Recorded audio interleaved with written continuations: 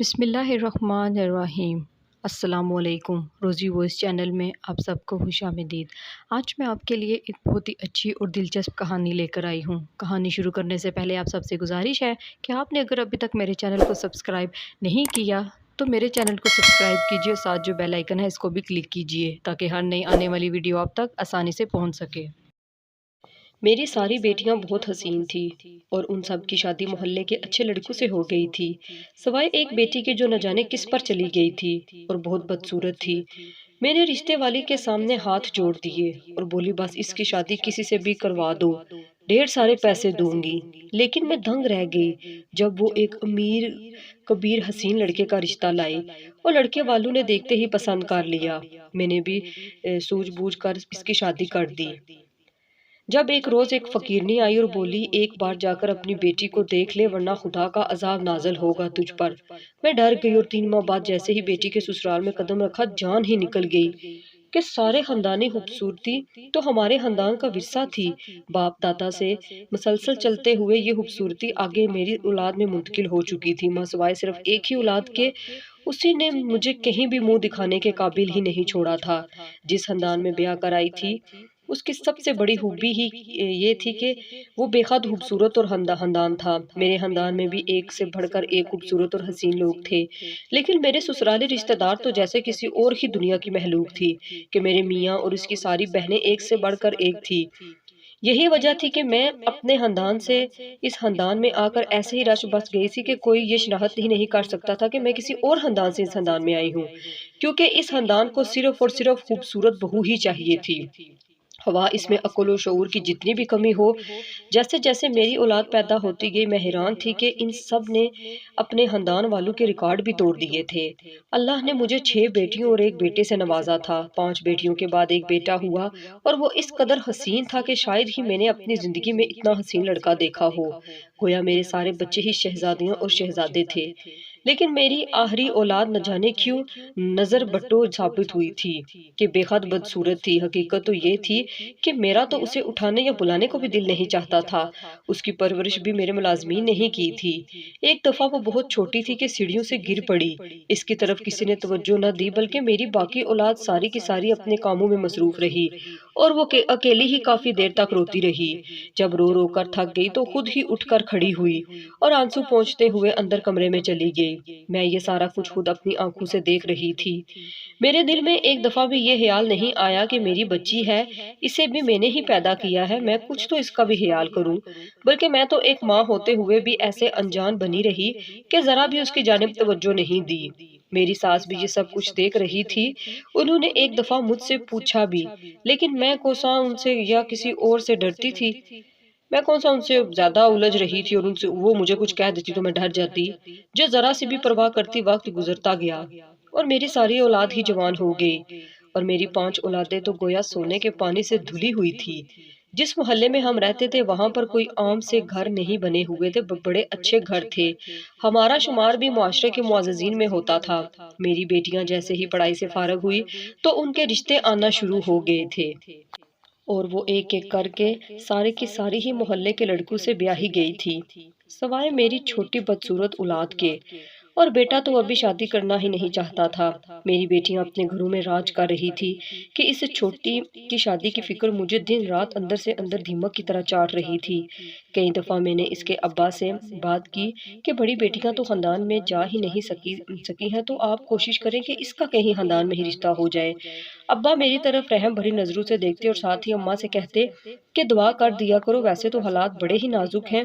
میں اپنے میاں کی بات سمجھ چکی تھی، اس لیے زیادہ بحث ہی نہیں کی، کیونکہ میں جانتی تھی کہ آج کل لوگوں کے معیار کس قدر اونچے ہو گئے ہیں، ان کے مطالبات نے کیسے کیسے سر اٹھائے ہوئے ہیں کہ لوگ بیچارے ویسے ہی پریشان رہتے ہیں۔ پھر سب کچھ دیکھا جاتا ہے اور پھر بھی ٹھکرا دیا جاتا ہے، لیکن اگر کہیں پہ کوئی ایسی میری اس منحوس بیٹی جیسی اولاد پیدا ہو جائے تو اس کے والدین کی زندگی پھر تباہ ہو کر رہ جاتی ہے۔ ایک دن میرے محلے کی ایک عورت ہمارے گھر میں آئی اور کہنے لگی کہ اس کے پاس ایک بہت اچھا رشتہ ہے، اگر ہم لوگ کرنا چاہیں تو لڑکا ہے تو معذور، لیکن اس کا باپ اچھا خاصا کما لیتا ہے، اگر تم لوگ کرنا چاہو تو میں کل ہی ان لوگوں کو یہاں بلا لیتی ہوں۔ میں بھلا کیوں انکار کرتی؟ میں نے اس رشتے کروانے والی سے کہا ٹھیک ہے بلا لو۔ اگلے ہی دن وہ لوگ ہمارے گھر آئے، لڑکا بھی ساتھ تھا، بے حد خوبصورت اور حسین تھا، سوائے اس بات کہ وہ دونوں ٹانگوں سے معذور تھا۔ ہمیں تو لڑکا بڑا ہی پسند آیا، لیکن دل میں وہی ڈر تھا کہ یہ بھی کہیں باقی رشتوں کی طرح انکار کر کے نہ چلے جائیں۔ بس پھر وہی ہوا جس کا ڈر تھا۔ جیسے ہی میری بیٹی ان لوگوں کے سامنے آئی تو وہ غصے میں ایک دم سے اٹھ کھڑا ہوا، اپنی بیساکھیوں کے سہارے، اور نہایت غصے میں کہنے لگا کہ آپ لوگوں کے پاس ایک ہی یہ لڑکی رہ گئی تھی میری شادی کے لیے، وہ بھی میرے ساتھ، بڑی ہی شکل منوس ہے۔ ہم سب نے اسے قابو کیا اور کہا بیٹا لڑکی بڑی اچھی ہے۔ ابھی تو بات ہمارے منہ میں ہی تھی کہ وہ غصے سے بیساکھیوں کے سہارے تیزی سے باہر کی طرف نکل گیا۔ اس کے اس رویے پر ہم سب بہت پریشان ہوئے کہ اگر ایک معذور انسان نے یہ ظلم کیا ہے تو باقی کیا کریں گے جو بالکل ٹھیک ہوں گے۔ انہی سوچوں سے میرے بلڈ پریشر نے بڑھنا شروع کر دیا اور میں مریضہ بن کر رہ گئی۔ میرے شوہر تو کہتے تھے کہ اگر شادی نہیں بھی ہوگی تو کیا مسئلہ ہے، کچھ لڑکیاں جو کہ خود سے ہی شادی نہیں کرنا چاہتی ان کا کوئی مستقبل نہیں ہوتا کیا؟ میں اپنے شوہر کی طرف بھی دیکھتی، لیکن وہ تو اخبار پڑھنے میں اتنا مگن ہوتے تھے کہ میں پھر دوبارہ بات ہی نہیں کرتی تھی۔ ایک دن بینش میری سب سے بدصورت بیٹی، جس سے میں نفرت کی انتہا کی کرتی تھی، میرے پاس یہ کہنے لگی میں آگے پڑھنا چاہتی ہوں۔ میری ساری بیٹیوں نے بس میٹرک تک ہی پڑھا تھا، لیکن اس نے تو BA بھی کر لیا تھا، لیکن اب وہ پھر سے اپنے باپ کے سامنے کھڑی تھی کہ مجھے مزید پڑھنے کی اجازت دے دیں، لیکن میں نے ان نئے شگوفوں سے مکمل طور پر منع کر دیا۔ وہ مایوسی کے عالم میں اپنے کمرے میں چلی گئی۔ آج کل میرے بیٹے پہ امریکہ جانے کا بھوت سوار تھا، وہ کسی بھی طریقے سے امریکہ جانا چاہتا تھا۔ ایک دن اپنے ابا سے کہنے لگا کہ میں نے امریکہ جانا ہے، یہاں کچھ بھی نہیں ہے۔ وہ دادی کا بے حد لاڈلا تھا، اسی لیے دادی نے بنا کچھ سوچے سمجھے ایک ہی منٹ میں اجازت دے دی۔ روپے پیسے کی تو پہلے بھی کوئی کمی نہیں تھی، اب تو پھر اس نے براہ راست ہی یہ فرمائش کر دی تھی، اس لیے میں نے خوب احتجاج کیا، لیکن میرے احتجاج سے کیا ہوتا ہے۔ اس نے جلدی سے ساری تیاریاں مکمل کی اور میرا بیٹا قاسم ایک ہفتے کے اندر ہی اندر امریکہ چلا گیا۔ یہاں میں اس کی جدائی میں بے حد پریشان اور اداس رہنے لگی تھی کہ ایک دن میری طبیعت کچھ بگڑ گئی تو میری چھوٹی بیٹی نے میری بڑی خدمت کی، جس کے عوض میں نے اس کی طرف اپنے دل کو موم ہوتے ہوئے نہیں پایا۔ کچھ دنوں تک میری طبیعت کچھ بہتر ہوئی تو رشتے کروانے والی کے میں ایک دفعہ پھر پیچھے پڑ گئی اور اس سے کہا کہ اسے کہیں بھی بیاہ دو، کسی فقیر کا ہی رشتہ بھلا لا دو، لیکن میری جان چھڑوا دو اس سے۔ رشتے والیاں کوئی بھی اس رشتے کے لیے حامی بھرتی نہیں تھی، لیکن خدا کر کے ایک رشتے والی مان گئی۔ اس نے ہمارے گھر کو دیکھا، کیونکہ جب سے قاسم امریکہ گیا تھا گھر میں دولت کی مزید ریل پیل ہو گئی تھی۔ اس رشتے والی کے سامنے میں نے ہاتھ جوڑ دیے اور کہا کہ اس کی شادی کہیں بھی کروا دو، میں تمہیں ڈھیروں پیسے دوں گی اور ساتھ میں اور بھی بہت کچھ دوں گی، بس اس کو یہاں سے لے جاؤ۔ وہ مجھے تسلیاں دیتی ہوئی چلی گئی۔ کچھ ہی دیر کے بعد میری ساس بھی اپنے کمرے سے باہر نکل آئی اور مجھے تسلیاں دینے لگی۔ میں نے ان سے کہا کہ اماں آپ ہی کوئی وظیفہ بتائیں یا پھر کریں کہ ہم اس سے سب کی جان چھوٹ جائے۔ اماں نے ایک دم سے میرے لفظوں پہ غور کرتے ہوئے انہیں دہرایا اور ساتھ ہی یہ کہا کہ بلکہ اتنی بھی نفرت ٹھیک نہیں ہے۔ میں نے اماں کی آنکھوں میں کچھ اداسی دیکھی تو ان سے پوچھنے لگی کہ کیا بات ہے، آپ ایک دم سے اتنی سنجیدہ کیوں ہو جاتی ہیں؟ وہ میری بات کو سنے بنا ہی یا پھر جواب دیے بنا ہی آگے کی طرف بڑھ جاتی اور ساتھ ہی یہ کہتی کہ نہ جانے کیوں مجھے ایسے لگتا ہے کہ کچھ بہت ہی برا ہونے والا ہے۔ میرا دل بڑی ہی زور سے کانپتا ہے اور میں یہی سوچتی ہوں کہ بھلا ایسا بھی کیا برا ہونے والا ہے۔ میرے کئی دفعہ پوچھنے پر بھی وہ کچھ بھی نہیں بتاتی تھی، بس خاموشی کا لبادہ اوڑھے کئی دن تک کمرے سے باہر نہیں نکلتی تھی۔ میں ان کے پیچھے ہی گئی تو وہ ایک صندوق کھول کے بیٹھی ہوتی، پھر کچھ یاد آنے پہ جلدی سے اٹھتی اور پھر دروازے کی کنڈی جلدی سے لگاتی، پھر آس پاس دیکھتی اور اس صندوق کو دھیرے دھیرے کھولتے ہوئے اس میں سے ایک بڑا سا پیکٹ نکالتی اور پھر ان کو چومنا شروع کر دیتی۔ بہت دفعہ دیکھنے کی کوشش بھی کی، بہت زیادہ اپنے میاں سے بھی پوچھا تو وہ بھی کوئی اور ہی بات شروع کر کے بیٹھ جاتے، پھر کوئی اور بات ہوتی ہی نہیں تھی۔ اماں صندوق کو بڑی ہی احتیاط سے رکھتی تھی اپنے بیڈ کے نیچے چھپا کر، اور پھر اس کیفیت سے کئی گھنٹے باہر ہی نہیں آتی تھی۔ میں کھوج تو بہت ہی لگاتی لیکن مجھے کچھ بھی سمجھ میں نہیں آ رہا تھا۔ میری دو بڑی نندیں بھی تھی جو کہ دوسرے شہروں میں رہتی تھی، وہ بڑی دیر کے بعد چکر لگایا کرتی تھی۔ اس دفعہ جب اماں کی حالت سنبھل ہی نہیں رہی تھی تو میں نے قاسم کے بابا سے کہہ کر ان کو یہاں اپنے ہاں بلا لیا تھا۔ جس رات وہ دونوں گھر آئی، قاسم کے ابا کی اچانک ہی طبیعت خراب ہو گئی اور وہ ایک دم سے ہمیں چھوڑ کر اس دنیا سے چلے گئے۔ یہ سب کچھ اس قدر اچانک ہوا کہ میں تو کافی دنوں تک اس صدمے سے باہر ہی نہیں نکلی تھی۔ جب وہ آخر وقت پر تھے تو اماں سے کہنے لگے کہ اسے کہنا مجھے معاف کر دے، کیونکہ میں نے بھی اسے آج تک سکھ دینے میں کوئی کوشش نہیں کی۔ برے دن اسی صدمے میں گزر گئے۔ قاسم بھی آیا اور پھر واپس چلا گیا۔ میری دونوں نندیں ہر وقت اماں کے پاس ہی بیٹھی رہتی تھی۔ تمہیں جب اماں کی طبیعت خراب ہوتی تو وہ ایک ہی بات کہتی تھی کہ اس نے ایک دفعہ پھر سے ماضی کو گلے لگا لیا ہوگا، اس لیے تو طبیعت خراب ہو رہی ہے۔ اماں جی نے بیٹے کی موت کا بھی بے حد اثر لیا تھا، لیکن ان کا وہ صندوق ان کی زندگی کا بہت بڑا حاصل تھا۔ ماضی میں ایسا کیا تھا میں سوچتی رہتی، لیکن مجھے کوئی کچھ بھی نہیں بتاتا تھا۔ میری نندیں آئی ہوتی، میں چاہتی کہ ان کی موجودگی میں ہی بینش کے فرض سے فارغ ہو جاؤں۔ میں نے جس رشتے والی سے بات کی ہوئی تھی اس نے آج شام کو آنا تھا۔ جیسے ہی وہ گھر میں آئی تو کچھ دیر تک بولی ہی نہیں۔ میں سمجھ گئی کہ ابھی بھی بات نہیں بنی، اسی لیے اس قدر چپ ہے۔ میرے اسرار پر اس نے بتایا کہ باجی ایسا رشتہ لائی ہوں کہ آپ بھی دھنگ رہ جائیں گی۔ میں نے کوئی توجہ ہی نہیں دی، سب کچھ میری نندن ہی طے کر رہی تھی۔ وہ لوگ کل آئیں گے اور آپ کو پھر بتائیں گے۔ جیسے تیسے کر کے کل بھی آ گیا اور میں نے کچھ اچھے کھانے بنا لیے۔ لڑکا اس قدر حسین اور دولت مند تھا کہ میں نے رشتے کروانے والی سے کہا کہ تم کس کا رشتہ لے کر آئی ہو، لیکن وہ کہنے لگی باجی نہ جانے یہ لوگ کیوں اتنے بازد تھے کہ ہمیں آج اور اسی جگہ پر لے کر چلو۔ لڑکے کی ماں نہیں آئی کیونکہ وہ شرعی پردہ کرتی تھی۔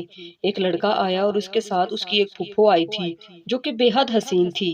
جیسے ہی بیٹی ان کے سامنے گئی تو لڑکے نے اٹھ کر تعظیم سے استقبال کیا اور وہ اسے ایک ہی نظر میں پسند کر چکا تھا۔ میں تو اس قدر حیران تھی کہ میری سوچ ہے۔ خیر ہم لوگ بھی ان کے گھر گئے کیونکہ میرے جیٹھ اور ایک میرے بھائی بھی ساتھ گئے تھے، اس لیے میری بیٹی کی ہونے والی ساتھ سامنے نہیں آئی کچھ ہی دیر کے لیے، اور وہ بھی مکمل پردے میں۔ ہم لوگ بڑے ہی حیران ہو رہے تھے کہ اس قدر امیر گھر میں میری بیٹی جا رہی ہے، یہ لوگ رشتہ کیوں کر رہے ہیں؟ لڑکے والوں کو شادی کی جلدی تھی، اس لیے ایک ماہ کے اندر ہی شادی کر دی گئی۔ میں تو واری صدقے جاتی تھی کہ میری اس کالی کلوٹی اور بدصورت بیٹی کے لیے ایسا رشتہ کسی بھی نعمت سے کم نہیں تھا۔ ہم نے اس کی شادی کی اور پھر کبھی بھی پلٹ کر خبر ہی نہیں لی تھی۔ اب تو مجھے بس اپنے بیٹے کی شادی کرنی تھی، جیسا کہ ہر ماں کی خواہش ہوتی ہے کہ وہ جلد از جلد اپنے بیٹے کے سر پر صحرا سجا دے، لیکن میرا بیٹا تو اس طرف آتا ہی نہیں تھا۔ میں نے جب جذباتی بلیک میلنگ شروع کی تو وہ بھی آگے سے کہنے لگا کہ اگر کسی نے مجھے بہت ہی زیادہ تنگ کیا تو وہ یہ دنیا ہی چھوڑ دے گا۔ آخرکار مجھے ہی ہتھیار ڈالنے پڑے۔ گھر میں گہرا سناٹا تھا، اماں اپنے کمرے میں ہوتی تھی، میں گھر کے کاموں میں، اور قاسم کے بابا کا کاروبار ہی اس نیج پر پہنچ چکا تھا کہ اس کو کون سنبھالے، کیونکہ بیٹا تو پاکستان میں رہتا ہی نہیں تھا۔ ایک دن میری بڑی بیٹی گھر آئی اور کہنے لگی امی ہم لوگ باہر کے ملک جا رہے ہیں۔ یہ سب سن کر تو میرے پیر ہی زمین پر نہیں لگ رہے تھے۔ ڈھیروں دعاؤں کے ساتھ میں نے بیٹی کو رخصت کیا۔ میری ساری بیٹیاں بہت ہی اچھے گھروں میں گئی تھی، سب کی خبر گیری کرتے تھے، کہیں لوگ ہماری بچیوں کے ساتھ کچھ اونچ نیچ ہی نہ کرتے ہوں۔ سب داماد بھی اپنے سسرال سے بہت ہی زیادہ ڈرتے تھے۔ میری بڑی بیٹی اپنے شوہر اور 2 بچوں کے ساتھ امریکہ جا رہی تھی، اس کی فلائٹ اسلام آباد سے تھی۔ ابھی فلائٹ میں کچھ وقت باقی تھا کہ وہ کہنے لگی کہ میں نے سامنے سڑک ہی پر ایک آدمی کو چلتے ہوئے دیکھا، وہ ہو بہو قاسم جیسا ہی تھا۔ پہلے تو میں یہ سمجھی کہ یہ کوئی اور ہے، لیکن جب میرے بچے ماموں ماموں کی پکار کرنے لگے تو میں نے بھی خوب توجہ دی۔ وہ واقعی قاسم تھا، لیکن یہ کیسے ممکن تھا کیونکہ قاسم تو امریکہ میں ہوتا تھا۔ جیسے ہی میں نے یہ سب سنا تو فوراً سے اماں کو بتایا۔ وہ کہنے لگی کہ وہم ہے اور کچھ بھی نہیں۔ میری بیٹی کہنے لگی کہ میں نے یہاں ابھی کچھ دیر پہلے ہی قاسم کو ایک لڑکی کے ساتھ آتے ہوئے دیکھا ہے، اور سب سے بڑھ کر اس لڑکی نے ایک چھوٹے سے بچے کو بھی اٹھایا ہوا تھا۔ یہ سب سن کر میرا داماد ہنسنے لگا اور کہنے لگا امریکہ جانے کی خوشی میں تمہیں ہر طرف وہ سب کچھ نظر آتا ہے جو کہ یہاں ہے ہی نہیں۔ وہ اسی بات پر ہنستے ہوئے آگے کی طرف نکل گئے۔ میری بیٹی اور داماد اپنے بچوں کے ساتھ امریکہ میں پہنچ چکے تھے۔ ان کا ایک ہوٹل میں کمرہ بک تھا۔ وہ تو جاتے ہی سب بے حد تھک گئے تھے، اس لیے آرام کی غرض سے جلد ہی سو گئے۔ جب سو کر اٹھے تو کافی تازہ دم تھے۔ میرا داماد کہنے لگا کہ کچھ دیر کے لیے باہر جاتے ہیں۔ میرے ایک دوست نے مجھے گاڑی ابھی کچھ ہی دیر تک بھجوانی ہے، پھر اس کے بعد قاسم سے بات کرتا ہوں۔ میرے داماد نے قاسم کو فون کیا تو اس نے بتایا کہ میں ابھی آفس میں ہوں، کچھ ہی دیر تک واپس آ کر آپ سب سے ملتا ہوں۔ اب کچھ میری بیٹی کو بھی سکون ہو چکا تھا کہ اس کا بھائی یہی ہے۔ امریکہ میں کچھ دیر کے بعد ہم لوگ گھر سے باہر نکلتے تو قاسم ہمیں باہر ہی ملنے کے لیے آ گیا۔ میری بیٹی کہنے لگی جب قاسم ہمیں ملا تو میں نے اسے بڑے ہی غور سے دیکھا تو میں ایک دم سے اچھل پڑی، کیونکہ اس نے وہی سوٹ پہن رکھا تھا جو کہ پاکستان میں پہنا ہوا تھا۔ میں واقعی بہت پریشان ہو گئی۔ میری بیٹی نے جب پاکستان فون کیا تو مجھے سب کچھ بتا دیا۔ میں نے اسے سمجھا دیا کہ انجوائے کرنے گئی ہو۔ وہ بیچاری میری یہ باتیں سن کر حیران تو بہت ہوئی، لیکن میں نے غور کیا تو محسوس ہوا کہ واقعی کچھ گڑبڑ ہے۔ خیر میں نے اپنے ذہن سے ساری باتیں نکال دی اور کہا میرا بیٹا ایسا کبھی ہو ہی نہیں سکتا، میری نافرمانی کرے یا پھر کچھ ایسا کرے۔ لیکن کچھ ہی دنوں کے بعد پھر میری بیٹی کی کال آ گئی، کہنے لگی اماں میں نے قاسم بھائی کو ایک لڑکی کے ساتھ دیکھا ہے، وہ بڑے ہی خوش لگ رہے تھے، لیکن اماں ان کے ساتھ ایک لڑکی بھی تھی اور لڑکی تو ایسی تھی جیسے توے کے پچھلی طرف، اور بھائی اس کے ساتھ اس قدر خوش گپوں میں مصروف تھے جیسے بیوی ہو۔ ارے کیا اول فول بکے جا رہی ہو، جانتی تو ہو کہ امریکہ کا کتنا کھلا ماحول ہے، وہاں پہ یہ لڑکے لڑکی کا میل ملاپ کوئی بری بات نہیں ہے۔ اب تم ایسی سوچوں کو ذہن سے جھٹک دو اور مجھے بھی سکون سے رہنے دو۔ میری اس بات کا واقعی اس پر اثر گہرا ہوا کہ کافی دن تک پھر کوئی ایسی کال نہیں آئی۔ ادھر میں نے بھی شکر ادا کیا، لیکن ایک بات مجھے ہمیشہ ہی تنگ کرتی تھی کہ قاسم شادی کے نام سے اتنا چڑھتا کیوں ہے، کہیں کوئی واقعی سے پسند تو نہیں۔ میں یہی سوچتے ہوئے بھاگم بھاگ اماں کے کمرے میں گئی کہ انہی سے جا کر بات کرتی ہوں۔ جیسے ہی میں کمرے میں داخل ہونے لگی میرے قدم وہیں پر تھم ہی گئے تھے۔ تم واپس آ جاؤ، بس ایک دفعہ میرے دل کو کچھ سکون دے دو۔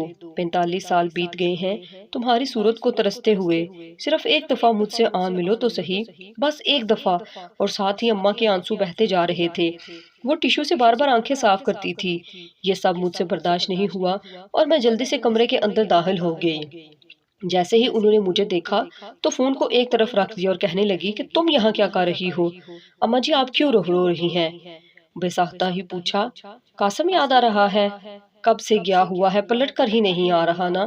پتہ بھی ہے کہ دادی کس قدر اداس ہو جاتی ہے، رہ بھی نہیں سکتی اس کے بنا وہ اتنا لاپرواہ ہو گیا ہے کہ میری بات ہی نہیں مانتا۔ اس کی اماں جی میں بھی تو یہی بات کرنے آئی ہوں کہ آپ ہی قاسم کو واپس بلائیں اور اسے کچھ سمجھائیں، اب اس کی شادی کر دینی چاہیے۔ ہاں تو مناؤ اس کو کہ وہ جلد از جلد واپس آئے تاکہ ہم اس کی شادی کر دیں۔ ساری باتیں ایک طرف، لیکن میں قاسم کی وجہ سے واقعی اب بے حد پریشان رہنے لگی تھی۔ خیر سوچا تو یہی ہے کہ ابھی شام کو اسے کال کر کے کہوں گی کہ اب بہت ہو گیا، واپس اپنے ملک میں آ جاؤ، لیکن شام کو قاسم کی کال کرنے کی نوبت ہی نہیں آئی، کیونکہ شام میں دروازے دستک ہوئی۔ گارڈ نے مجھے انٹرکام پر بتایا کہ کوئی بوڑھی سی عورت دروازے پہ ہے، وہ کہتی ہے کہ اس گھر کی بڑی بہو سے ملنا ہے، کسی اور سے نہیں ملنا۔ بیگم صاحبہ عجیب پراسرار سی تھی عورت تھی، اگر کہیں تو میں اسے اندر بھیج دوں۔ میرے ذہن میں ایسے کسی بھی انسان کی شبہ نہیں ابھری کہ جسے میں نے ملنے کا وقت دیا ہو۔ میری ساس بھی یہ سب کچھ سن رہی تھی، کہنے لگی کہ ملنے میں کوئی حرج نہیں ہے۔ میں نے اماں کی بات مانتے ہوئے گارڈ سے کہا کہ اسے اندر بھیج دو۔ جیسے ہی میری نظر ڈرائنگ روم کے دروازے پر پڑی تو آئی فقیرنی کھڑی تھی۔ میں اسی وقت چلانے لگی کہ اسے اندر کیوں بھیج دیا ہے۔ میں جیسے ہی گارڈ کو فون ملانے لگی تو وہ فقیرنی کہنے لگی خود تو یہاں بڑی ہی عیاشی کی زندگی بسر کر رہی ہو اور بڑی خوش ہو کہ اپنی بدصورت بیٹی کو ایک اونچے گھرانے اور بے حد خوبصورت لڑکے کے ساتھ بیاہ دیے ہے، تو تمہاری ذمہ داریاں ختم۔ ارے جا کر اپنی بیٹی کی خبر لو، وہ کن حالات سے گزر رہی ہے، ورنہ اگر تو نے اب بھی اس کی خبر نہیں لی تو تجھ پر اللہ کا عذاب نازل ہوگا، ساری زندگی معافیاں مانگے گی اور تجھے معافی نہیں ملے گی۔ میں یہ سب سن کر خوفزدہ ہو گئی کہ یہ فقیرنی کون ہے اور میری بیٹی کے سسرال والوں کو کیسے جانتی ہے۔ میں نے اس فقیرنی کو جواب دینے کے لیے ابھی کچھ سوچا ہی تھا کہ وہ ایک دم سے باہر نکل گئی۔ میں اس کے پیچھے ہی لپکی، لیکن وہ جا چکی تھی۔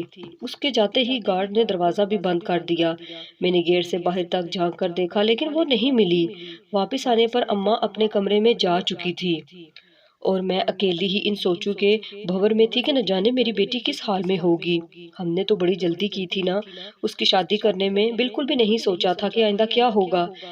میں رات ہوتے ہی اماں کے لیے کھانا بھجوانے لگی تو میرے دل میں خیال آیا کہ میں خود ہی دے آتی ہوں اور ساتھ ہی ان سے مشورہ بھی کر لیتی ہوں۔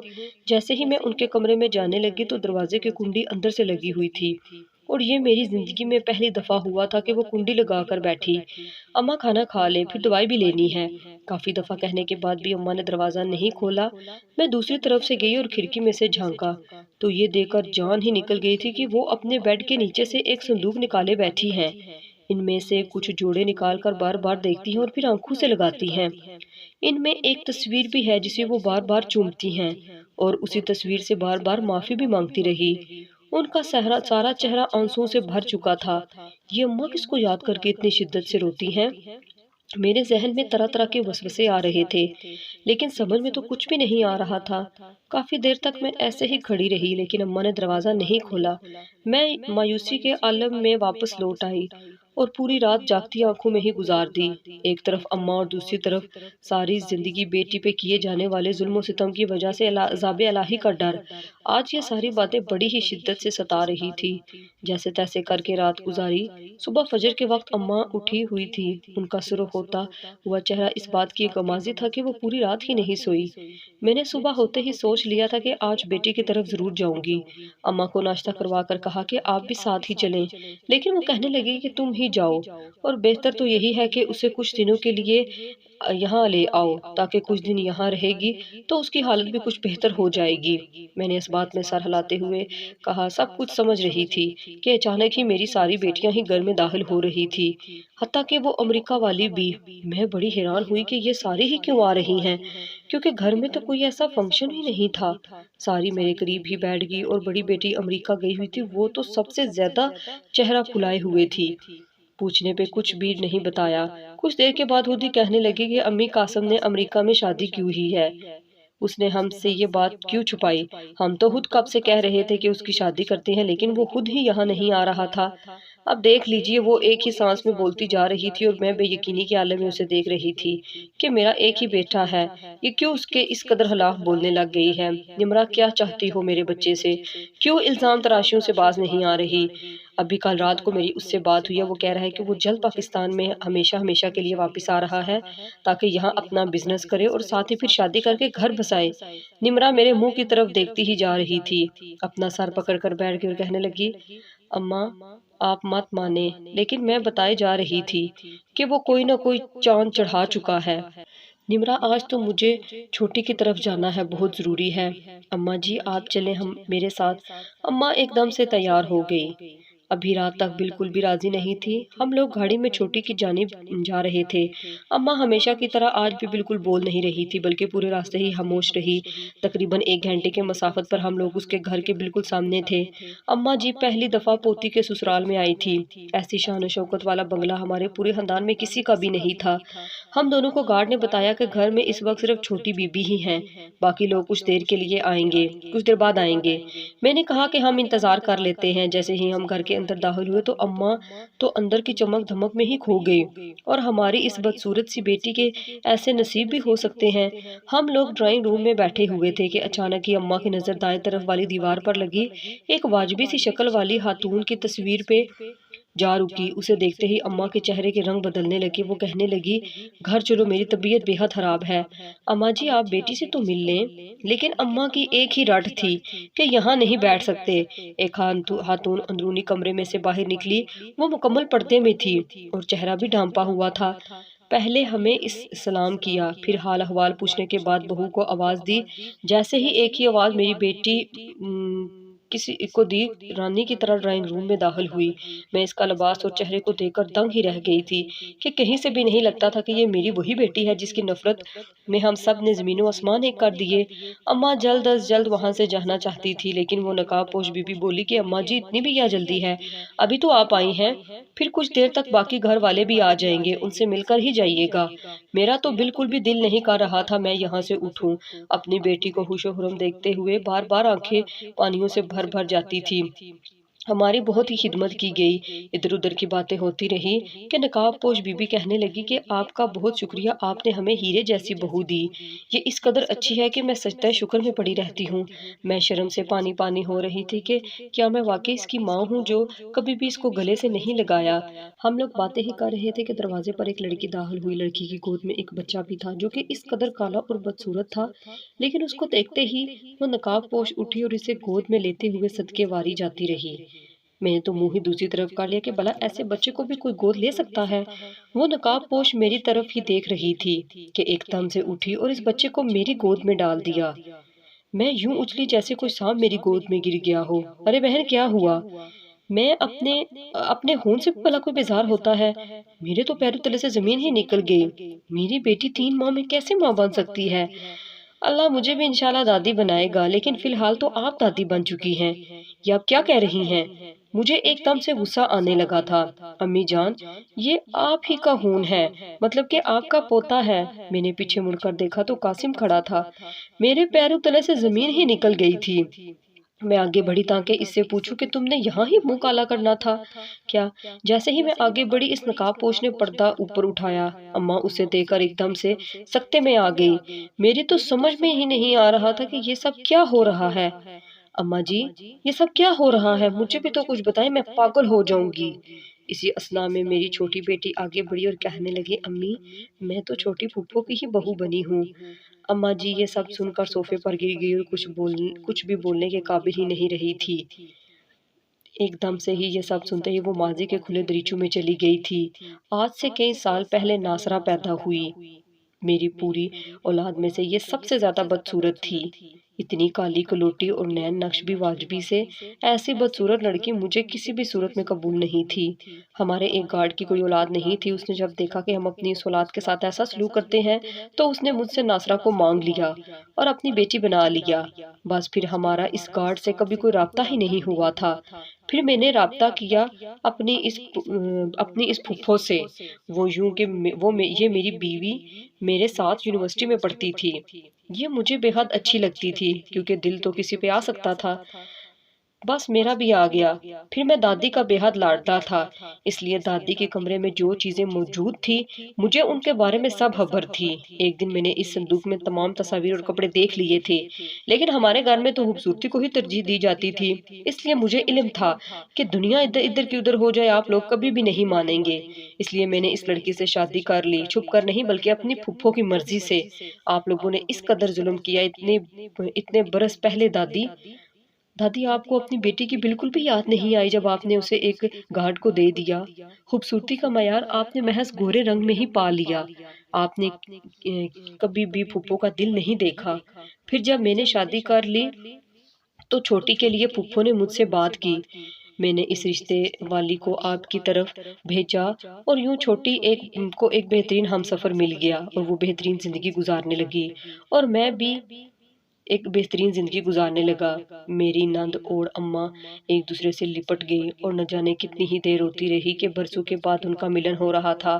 ہم سب یہ سب کچھ دیکھ رہے تھے۔ پھر ناصرہ آگے بڑھی اور کہنے لگی کہ وہ گارڈ جنہوں نے مجھ سے سگی اولاد ہی کی طرح برتاؤ کیا، نہ جانے کس نیکی کے عوض ان کی ملازمت آرمی میں ہو گئی اور آرمی کی طرف سے وہ باہر چلے گئے۔ بس پھر یہ سارے ٹھاٹ باٹ اللہ نے میرے نصیب میں لکھ دیے، کیونکہ اس کا وعدہ ہے نا کہ وہ ایک در بند کرتا ہے تو 1000 کھول بھی دیتا ہے۔ ان سب باتوں کو سنتے ہوئے میں آگے بڑھی اور اپنی بہو کو گلے لگا لیا۔ پوتے کی محبت نے جوش مارا اور اسے بھی گود میں لیا۔ نہ جانے وہ کالا کلوٹا بچہ بے حد پیارا لگ رہا تھا۔ میں نے اپنی بیٹی سے معافی مانگی اور اماں نے اپنی بیٹی سے معافی مانگی اور پھر ایک دم بادل گرجے اور ساتھ ہی بارش بھی برسنے لگی کہ شاید ہمارے دلوں کی قدورتیں اور نفرتیں دور ہو جائیں۔ میں بس ایک بات سمجھنے سے قاصر تھی کہ اس قدر ظلم و ستم کرنے کے باوجود اللہ نے مجھے آج تک کوئی سزا ہی نہیں دی۔ اس بات میں سجدہ شکر بجا لائی اور اپنی بیٹی کو گلے سے لگا لیا اور اپنی بہو کو بھی تسلیم کر لیا۔